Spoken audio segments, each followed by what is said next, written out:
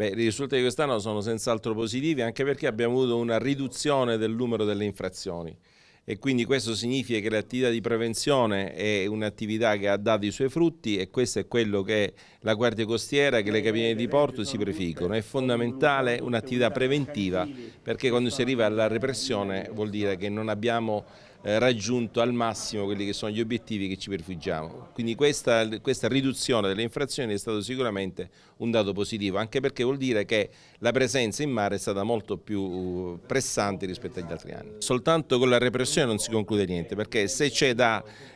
portare avanti determinati progetti dobbiamo farlo tutti insieme, perché sì, io posso fare tutti i verbali che voglio, però è fondamentale risolvere il problema, altrimenti poi un altro anno oppure tra 2 anni ci troveremo sempre con lo stesso problema. E siccome la Sicilia è il mare della Sicilia e i siciliani hanno il diritto di avere una terra fruibile perché è una terra bellissima, la nostra terra, credo che dobbiamo lavorare tutti in questa direzione. Sì, salve, mi dica,